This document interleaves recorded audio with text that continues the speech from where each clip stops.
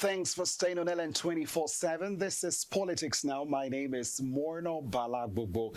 Tonight, as always, we've got a packed show for you, so sit back, relax, get your family together, and let's talk politics. Tonight, I will be breaking down what I call perspectives on Tinubu's push for let the poor breathe. This is not a sentence that I constructed by myself, but these are the words from President Bola Ahmed Tinubu.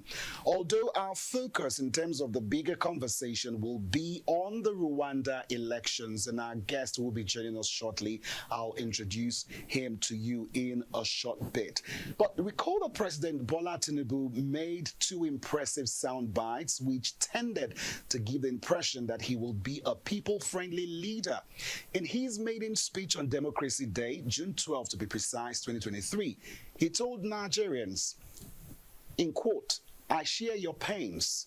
Those are the words of the president with regard to the harsh economic experience occasioned by the commencement of the implementation of the petrol subsidy removal.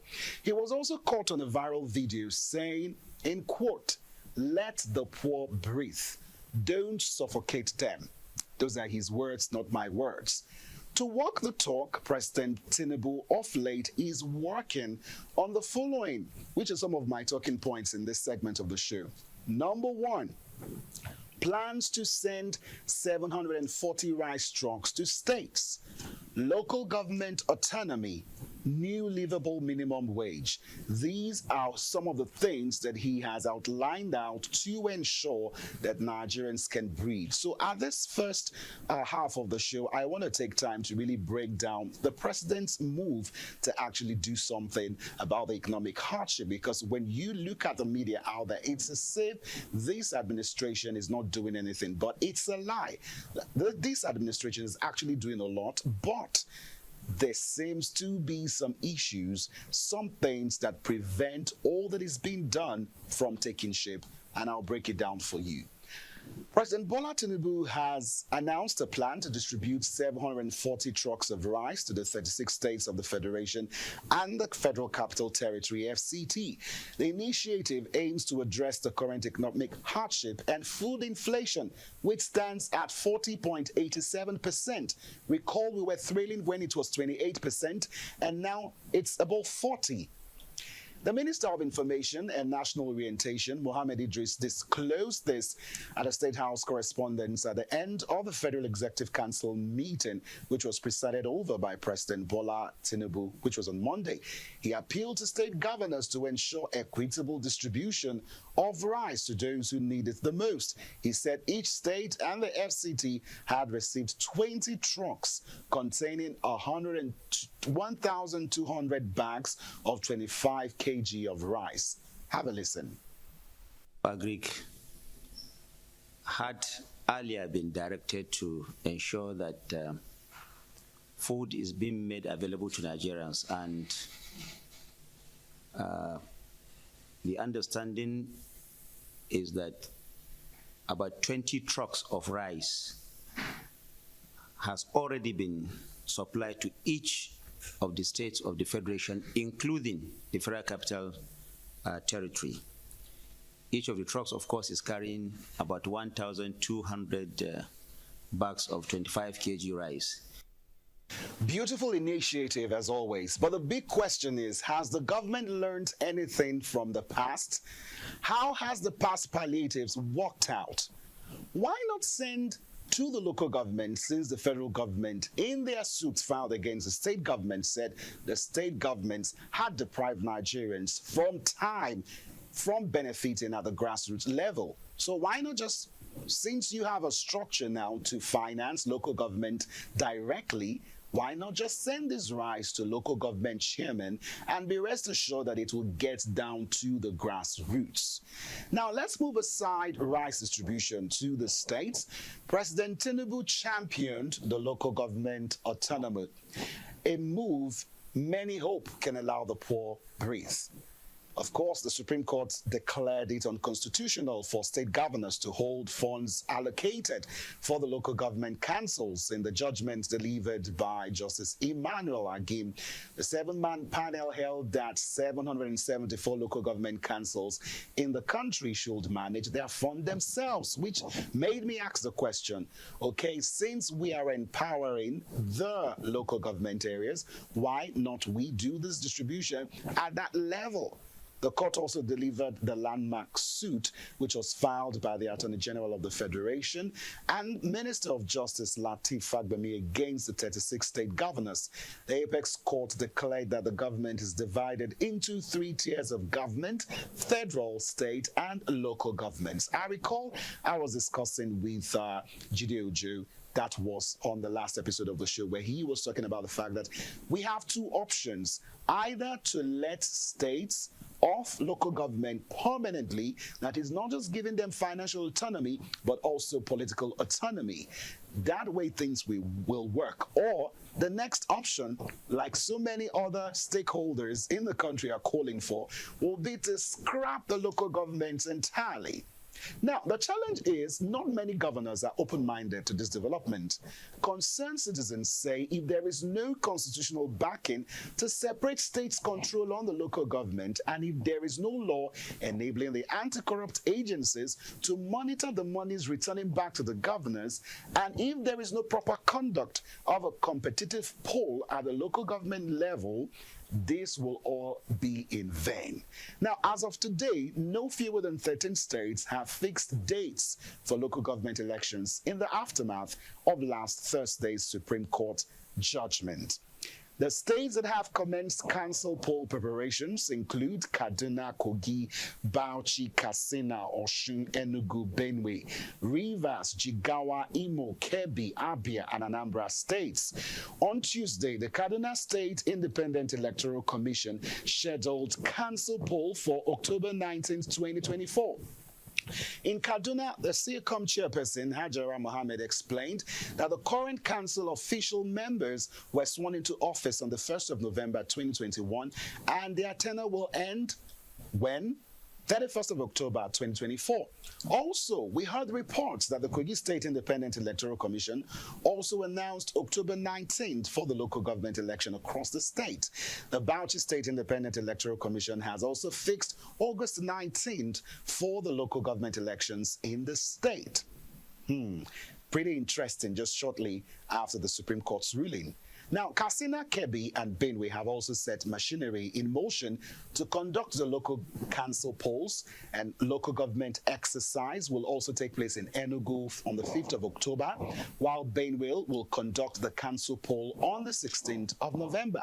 Orders are Kebbi on the 31st of August, Rivers on the 5th of October, Kwara and Imo 21st of September, Katsina as announced February, while Osun will conduct the poll on February 22nd, 2025. Now, however, the preparation for the council election in Ondo State has been put on hold. Announcing this on Monday, the chairman of the Ondo State Independent Electoral Commission, Dr. Joseph Aremo, regretted that no single political party complied with the guidelines of the proposed election, despite issuance of guidelines for the election. This will be the second time the commission would postpone the election earlier fixed for February and later shifted to July 2024. Could there be reasons why this is the case? Perhaps, who knows? And according to the PDP, they released a statement, to react to what the electoral body in the state said regarding the elections not having a date, saying that the All Progressive Congress party in Ondo State is not popular, but only time will tell. Now, President Tinubu will have to put in more effort to ensure his loyal National Assembly does the needful, as everyone is calling that the local government autonomy ruled by the Supreme Court truly materializes and alleviates the hardship through proper grassroots developments at local government levels. So what will government do this time around? The government would have to have the National Assembly, of course, the APC-led National Assembly under the leadership of Senator Godswill Akpabio to have the legislations help the local government to be able to function without the interference of state governors. We've had the likes of Governor Makinde and also former Governor Fayose, raise alarm that this is really not what they need. So, I mean, how will the poor masses breathe? How will they breathe if they cannot breathe at local government level? How will the president's renewed hope agenda come to pass? Those are some of the big questions. Now, let's take a look at the federal government, states, local government share of federal allocations to the tune of 1.4 trillion naira for the month of June. We've got the graphics for you, so you will see the figures for yourself. Now, you've got total distribution revenue is at 371 billion naira. That is the total distributable revenue. Then the federal government received 459 billion. The state governments received 461 billion. The local government councils received more, up to 337 billion. So just look at the mathematics. The states that, can we have the graphic up, please? The states that did not remit those monies to the local government areas or removed a percentage of that money, that means the money that they earned, that they received in June, was even much more than the federal government's.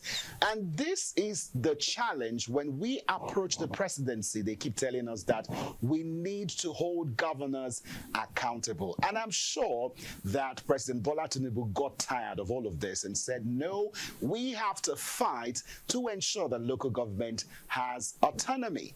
Imagine 337 billion naira in the hands of local governments in the month of June. Every local government receiving that amount of money.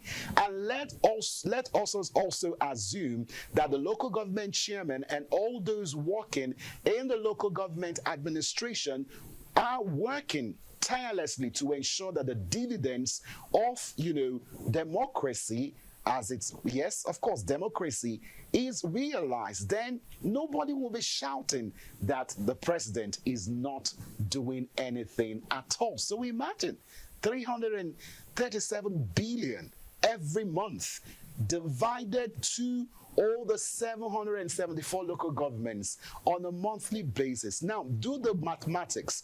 Look back over the years that we have been calling for local government autonomy.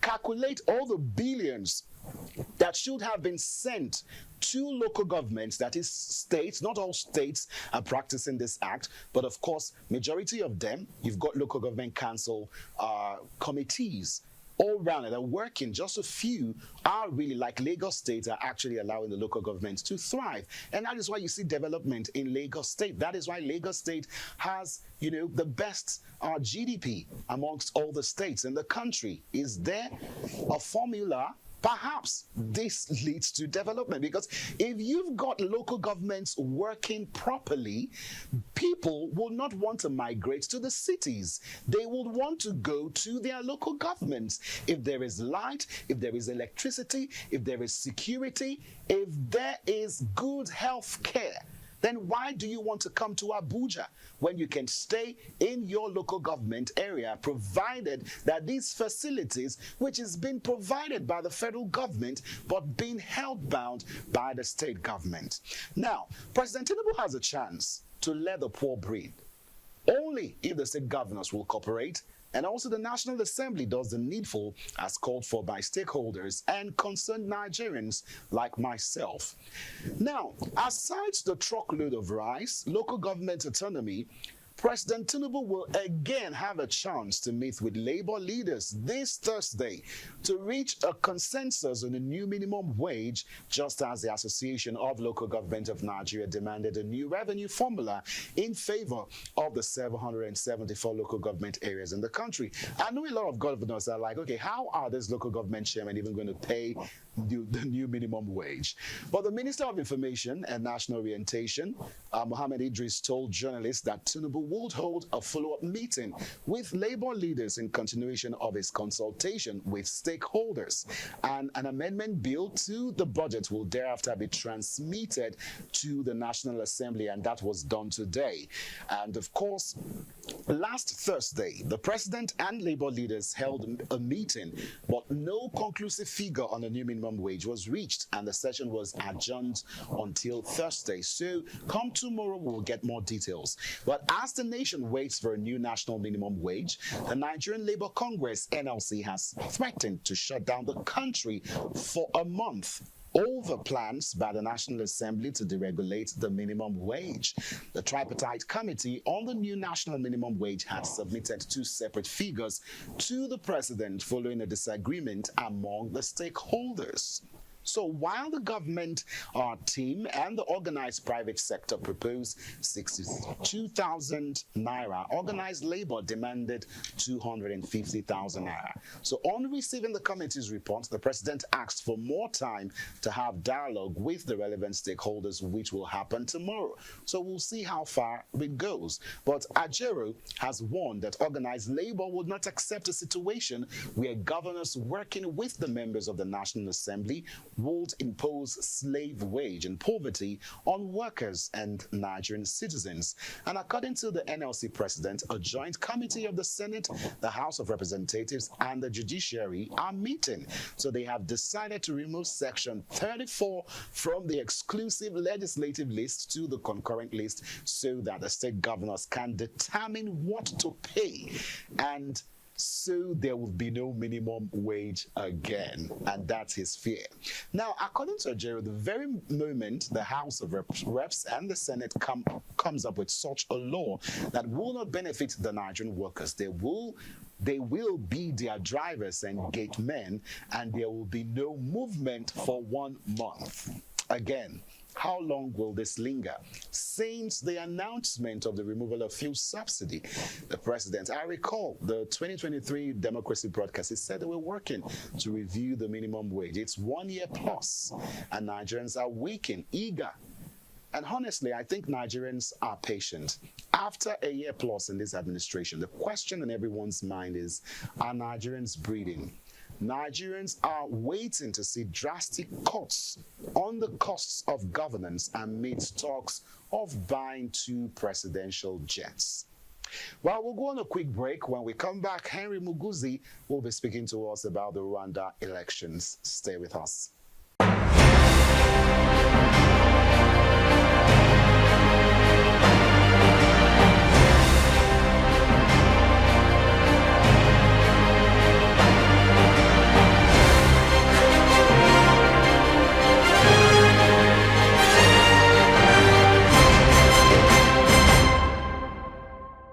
So glad to have you back with us in Politics Now. Time to talk Rwanda elections. Let's give you a rundown of our talking points.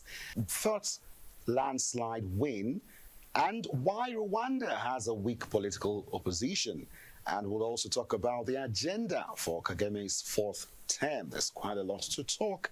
And there seems to be a restriction of press in Rwanda. Well, Henry Muguzi is just the man to break it all down for us. He's a democratic governance expert. He's an African affairs analyst. He's the executive director, Alliance for Finance Monitoring, ACFIM, and the overall coordinator, African Election Observers Network, AFINET. Now, let's talk. The general elections were held in Rwanda on the 15th of July to elect the president and members of Chamber of Deputies. The election was the first in Rwanda's history in which voting for both presidency and parliament was held on the same day. Incumbent President Paul Kagame, in the office since 2000, was elected to a 4th term. Are we surprised? Now, how Kagame was able to run for a 4th time, we've got an infographic for you to see how it all came to be. Now, a referendum in 2015 approved constitutional amendments that would allow incumbent President Paul Kagame to run for a third term in office in 2017, as well as shortening presidential terms from 7 to 5 years, although the later change would not come into effect not until 2024. So Rwandan President Paul Kagame is on course to extend his 24-year rule by another 5 years in a landslide victory, with most of the votes counted from Monday's election. Now, this is a man who has been the real force in Rwanda since rebel forces took power at the end of the 1994 genocide, which killed some 800,000 ethnic Tutsis and moderate Hutsis. So, let's look at Rwanda's electoral system like we always do right here on Politics Now. So, Rwanda's president is elected in a one round of voting by plurality. The 8-seat Chamber of Deputies is elected by two methods. Let's start with the first one. 53 seats are directly elected by closed list proportional representation in a single nationwide constituency with an electoral threshold of 5% seats and are allocated using the largest remainder method. Now, secondly, the remaining 27 seats are indirectly elected by locals and national councils, including 24 reserved for women, 6 from eastern, southern, and western provinces, 4 from the northern province, and 2 from Kigali. 2 for representatives of youth and 1 for representatives of handicapped. Talk about an all-inclusive democracy being operated in Rwanda. Now, something interesting is that Rwandan natives outside the country can vote at the country's diplomatic missions wherever they are. Now, polling on election day opened at 7 p.m. and lasted until 15, while voting for indirectly elected seats was held on the 16th of July. Provisional results are expected to be released by the 20th of July. We'll be monitoring closely right here on LN 24/7. While the final result is expected on the 27th of July, the 66-year-old again faced no meaningful opposition, with leading figures banned. His two opponents shared less than 1% of the vote. That's quite shocking for some of us. Okay, now, Mr. Kagame thanked Rwandans for their trust in an address at his Rwandan Patriotic Front RPF party headquarters. Let's have a listen to his reaction to his win. Mwiriwe neza, mwatoye neza.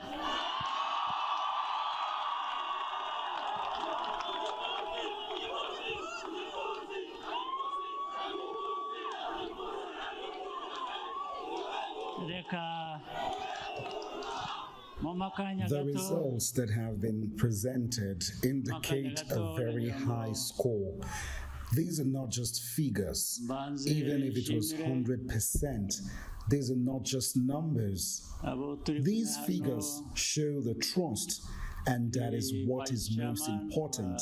I am hopeful that together we can solve all problems. Victory at last. So add, I think, 5 more years to 24 more years, and that what does that give you? But let's take a look at some of the opposition candidates. We've got Frank Habineza, a Rwandan politician, founder and the chairman of the Democratic Green Party of Rwanda, a political party that was formed in August 2009 in Rwanda. Then the second candidate, Philip Mpayimana, who is an independent candidate and journalist by profession who lived in Europe before running for president in this election. Now, this election mirrors the 2017 elections outcome that had the same candidates taking part, which Mr. Kagame won with 98.8% of the vote. Let's take a look at the summary of the Rwandan presidential election results so you can see what it looks like, okay? So we've got a bar graph for you, and you can see 99%, and the other two candidates sharing 1% of the vote. Almost 1. It's not even up to 1, okay? So when you do the math, you know what you've got there. So it's not even up to 1%. So Kagame has got over 99% 99 plus something of the vote, and Habineza has 0.57% of the vote. Mpayimana 0.32% of the vote, and voter turnout is 98%. Well, joining us right now from Uganda to break down all that is going on in Rwandan politics is Henry Muguzi. Thank you so much for joining us, Henry. Thank you very much, my brother Ayo, and of course, thank you for having me. Pleasure is always mine. Good to see you again. So let's start with the Electoral Commission saying that 98% of more than 9.5%, I beg your pardon, 9.5 million eligible voters took part in the elections. Now, a lot of us who are in Africa, especially right here in Nigeria, will find it very difficult to believe what's going on. We know critics have said that the election is more of a formality and Kagame is more of a CEO than a president. What is your assessment of this disbelief from all of us outside Rwanda at the thought that the president, got almost everybody in Rwanda to vote for him? Of course, I'm joining you from Uganda, and Uganda and Rwanda are neighbors. As a matter of fact, we have a kind of a natural bond with Rwanda because Paul Kagame and his men, before they invaded to take over in Rwanda, they were here. As a matter of fact, they participated in the revolutionary movement that brought the current Ugandan government to power. So we have that blood bond. Many of the men and women in power in Rwanda, including the president himself, grew up and studied here in Uganda. So we have that bond. Now, I have had, just as you have, quite a number of commentaries, and I think from the previous election, going through this one as well, calling this election either a coronation or a formality, or call it a sham. And of course, if you look at the indicators of democracy, indicators of a free, fair, credible election, you might say so. But I want to approach it from the point of view of history. Now, Rwanda, the regime that President Paul Kagame is pretending over, is a post-conflict regime. And therefore, Rwanda society is a post-conflict society. And we have always said that a post-conflict society is always a candidate for another conflict. So the regime that is in office now took over power not through democratic means, but through guns, okay? Now, we also have to remember that genocide of 1994, the bloodbath. And so a country like this, to a country which has this kind of history, elections may mean more than just democracy. Number one, elections gives them an opportunity to extend peace for another 7 years. I think that's how they view it from us. Number two, I think the regime in office wants to make sure that at least before they get into the real democracy, they get people to get accustomed to the principles of democracy. But that said, I should not speak like the spokesperson of Rwanda, because I am not. I should speak like the pro-democracy activist I am. I think the election in Rwanda, leaves a lot to be desired. That election, we have seen things in that election. For example, you look at the opposition. Number one, the fact that the president is winning by 99% kind of resonates with what we saw with Saddam Hussein before he was removed from office. We saw it with Hosni Mubarak in Egypt. We have seen this in many, contexts where what is in place is what you can refer to as what we understand as democracy, but you can call it, autocracies. And sometimes you get tempted to think that elections will translate into democracy, because we have seen elections taking place also under autocracies, and therefore I want to argue that elections do not democracy make. So the fact that elections took place in Rwanda does not mean that democracy is alive and well. But that said, we know that the president has been silencing dissent, and therefore the actions, the onslaught against critical men and women in Rwanda that led many of them to flee into exile. And even when they fled into exile, they ended up losing their lives while in exile, has kind of cultivated a feeling that you oppose President Paul Kagame at your own peril, and nobody wants to go down this path. And therefore, we had an election where the only genuine candidate worth his salt was President Paul Kagame, and you would be risking, again, you would be doing it at your own peril if you did not turn out and vote, if you had been registered to vote or you were a man and woman of voting age.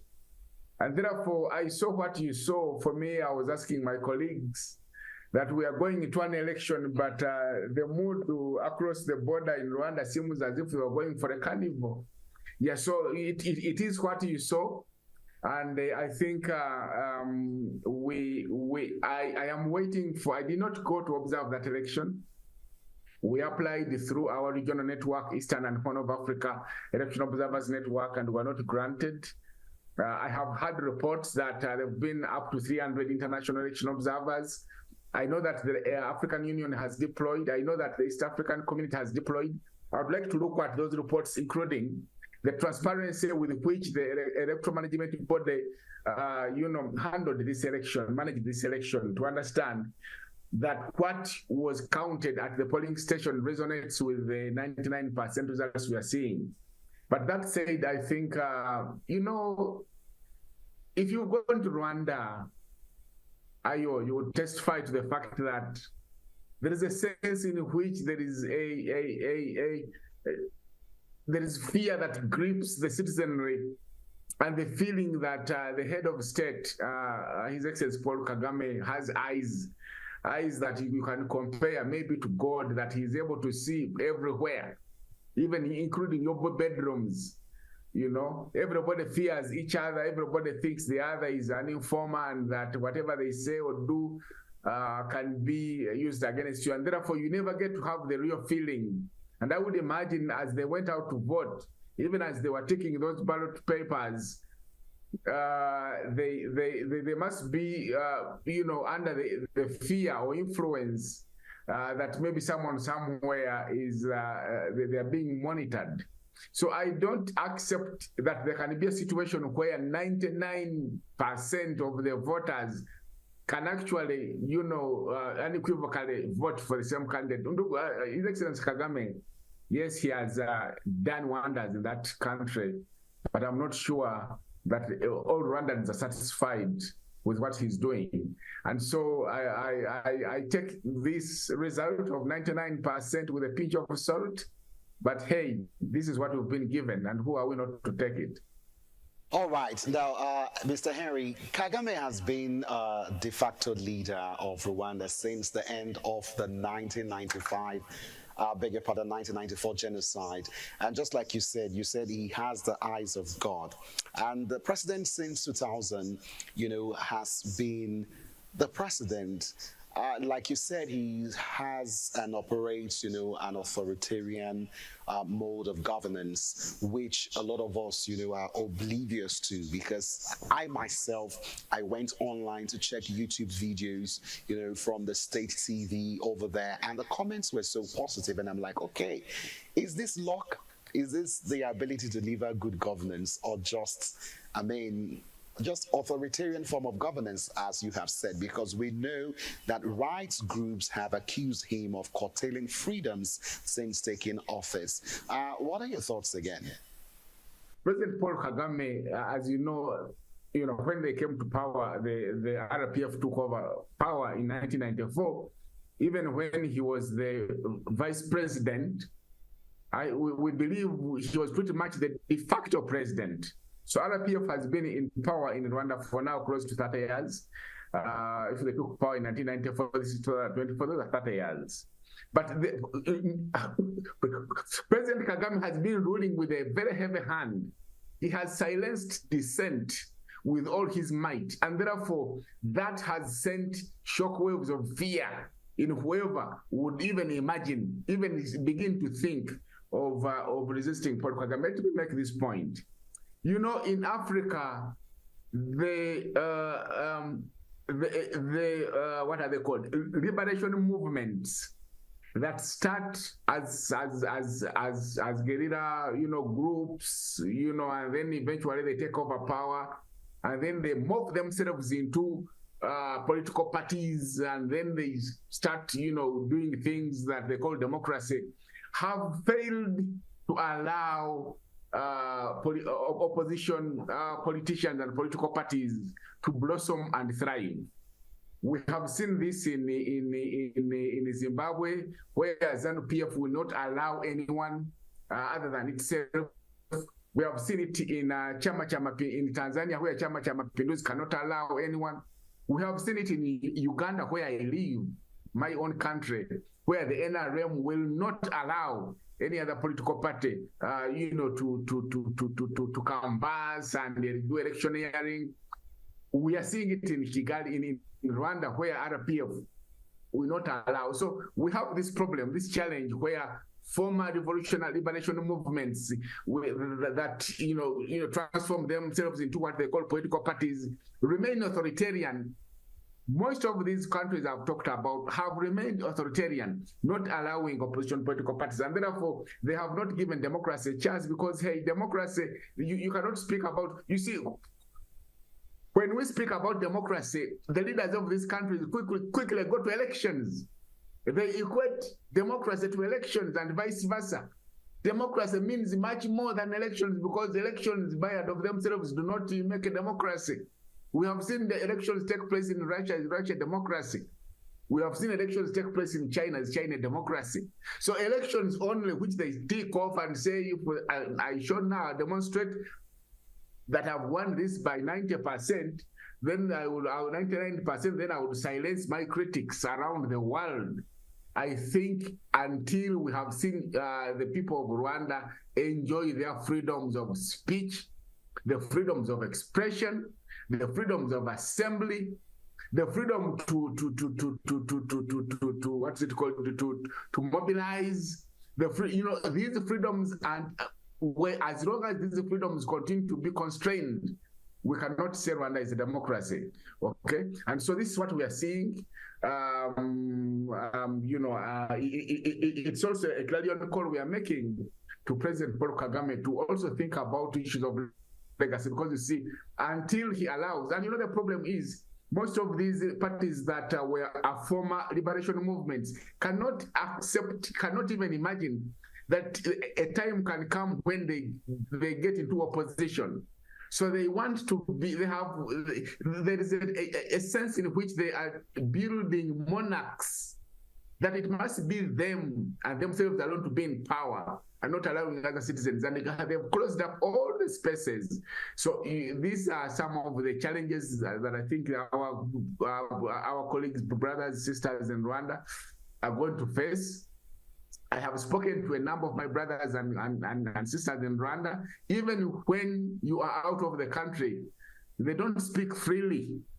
And many of them have been programmed to think that without Kagame, Rwanda is no more. They've been programmed to think that Kagame is the only leader chosen, perhaps by God, to lead. Without him, so they don't see life without him. But also there are others that fear that even you who is trying to ask them, you could have been sent. You could be a regime agent, and therefore the lack of enjoyment of those aspects of fundamentals of democracy, of freedoms, those fundamental freedoms, remains a bone of contention when we speak about Rwanda.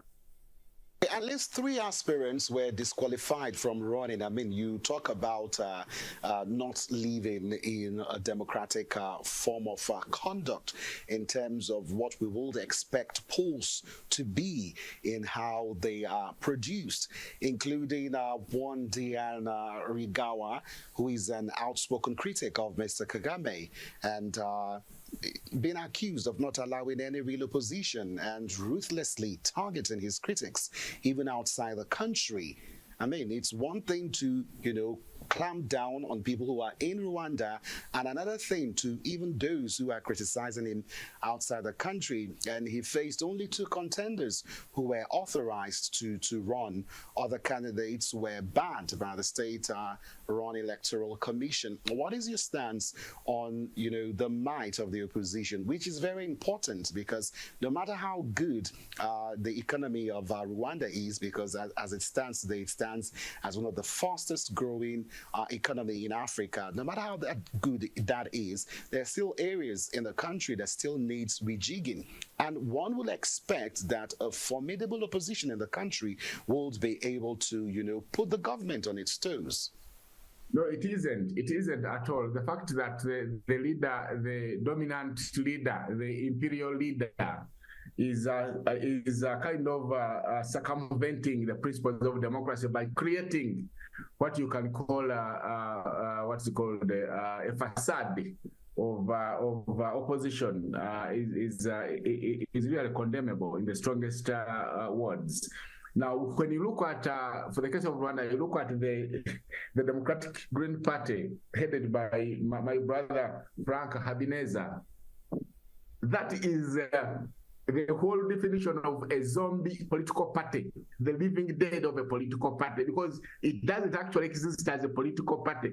That it has support, it has structures, it is operating, it's a zombie political party. Now, the other independent, you see, for the electoral commission, which we think is also in captivity, because President Kagame and his iron-handed approach to power has captured many of the institutions in Rwanda. One of them is the electoral management body. So the electoral management body, for it to be able to pass you as duly nominated, you must have proven beyond reasonable doubt that you are in captivity, that you cannot pose any threat. Otherwise, if they think like it happened with Diana Rigara, that she is likely to be, opening the eyes of the citizenry to certain aspects that the president wouldn't want them to see, then you want to be duly nominated. So these are not good. That because you see, democracy, for a country to progress, and I know I hear and understand that the president, Paul Kagame, is doing well in terms of economic development, economic growth. Rwanda is going to become a hub for ICT in the region. Quite a number of Rwanda's service delivery is superb. The road network in Rwanda is really admirable. And quite a number of things are being done there. But without freedoms, a human being, those freedoms that we are born with, that you keep people chained in their conscience, with a chained conscience, you cannot go very far.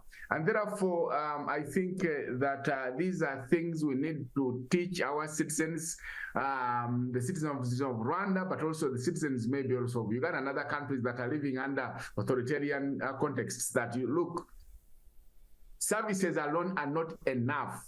The freedom that we are born with, the freedom for you to express yourself, even because you see, even when the regime has come up with a policy that people are not happy with, you cannot speak up.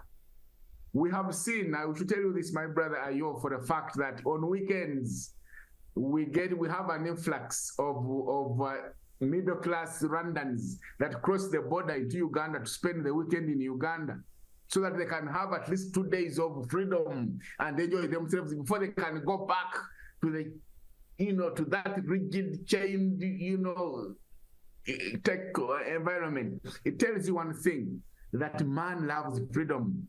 Human beings love freedom. Even however much you fix the delivery of services, As long as you've taken away those freedoms, you are not going to go very far. And I think the African leaders and Africans need to understand that even when we always argue that perhaps we need to come up with a democracy that we think befits the context of Africa, the international, the fundamentals of freedom, the fundamental freedoms, those ones are untouchable. Those ones, we cannot negotiate them.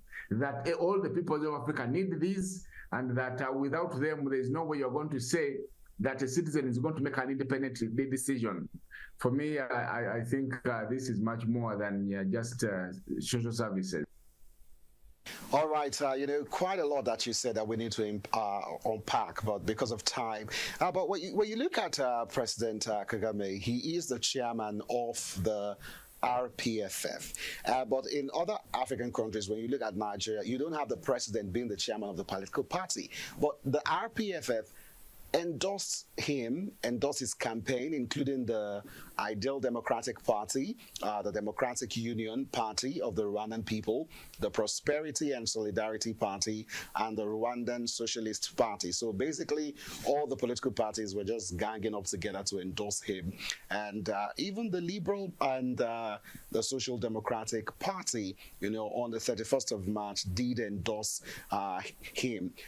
Does this trickle down to the parliamentary level? Because the elections in Rwanda is not just limited to the presidential polls, but also parliamentary. I want to know your thoughts from what you've been able to gather. Does it trickle down to the parliamentary level? And what does this say about Kagame's hold on politics in this country? The people of Rwanda are more interested in having in place a leader that can deliver, and that the people of Rwanda, including leaders of political parties, are convinced that Kagame is the only one that can deliver.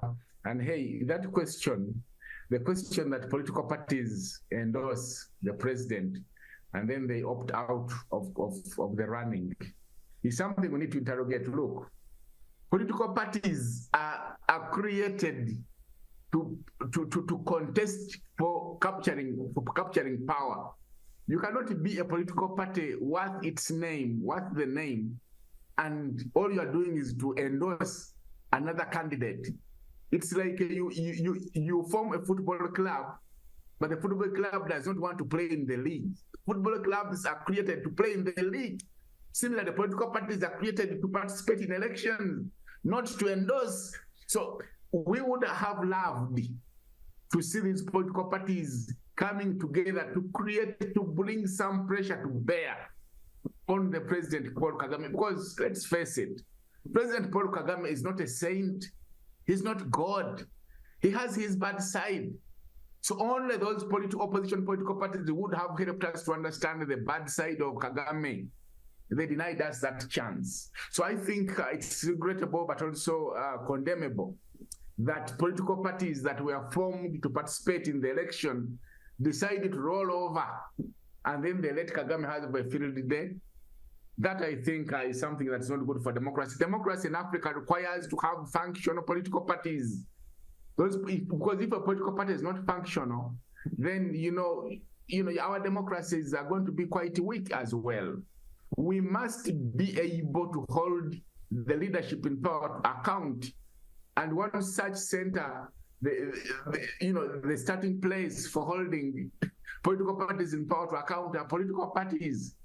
They should be able, to articulate those, first of all, project those interests and views of the citizens in a civil society, active in the sense of critiquing government policies, and they don't. Otherwise, you close shop. And so you would have imagined that political parties should have filled this gap, but that they rolled over and endorsed the president, to convince the entire world that he's a saint. He has no bad side. Every man has a bad side. Well, who tells us that there's no other leader that is better than Kagame? Before Kagame, there were leaders. After Kagame, there will be other leaders. But one thing I fear is the kind of the hegemonic nature of the African leadership. that many of these leaders think if I left power, then it should be my son to take over. We have seen sons taking over. You've seen it in Chad. You've seen it in many other countries. I think Mnangagwa was trying it in Uganda. This first son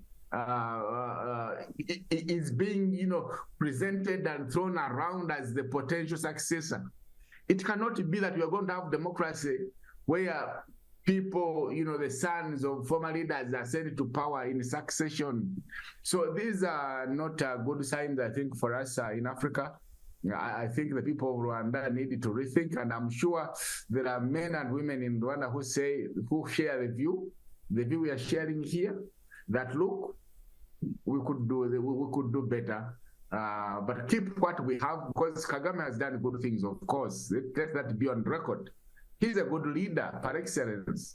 But you see, she's not the side of suffocating and subduing democracy and democratic dissent is an area. Breakdown there, Henry. I just examine some of the things that you said, that we cannot continue to behave like this as Africans, because when you look at Paul Kagame, fantastic record, I must say, fastest growing African country in the world, and the city is the cleanest city in Africa. Those are fantastic records. But when you've been in power for 24 years and now you're going to get more, it says that other people in the country are not fit enough to lead. That is what it means. And it's not really democratic as one when you look at it critically.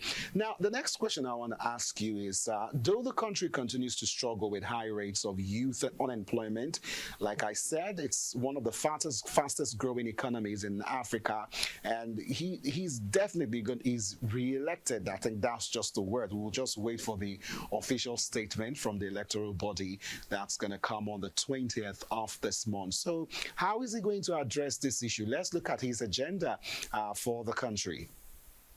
Problem in Africa of youth unemployment. First of all, the youth bulge. In many of our countries, I think the youth aged 30 and below constitute the biggest percentage of our populations. So Rwanda is grappling with the same problem all other countries are grappling with. Youth have gone to school, graduated, they don't have jobs. They are restless and angry.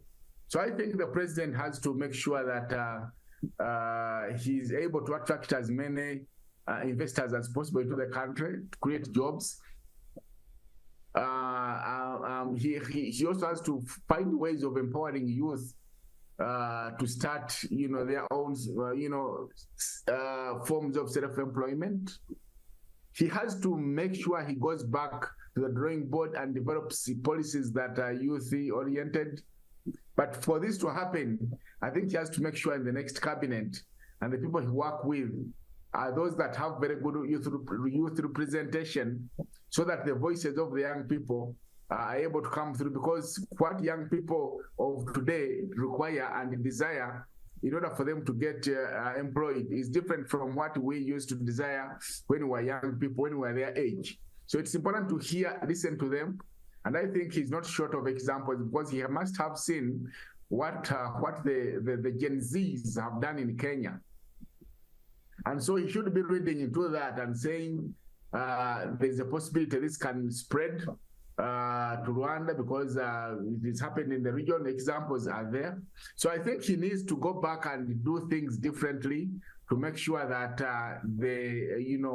focuses on growing the business class, the private sector, to provide jobs. You should be able to attract as many investors as possible, assuring them that Rwanda is stable for the next 20 and so years. But I think also, most importantly, many investors would want to come and work in a situation where there is there are good indicators of the country tending towards democracy.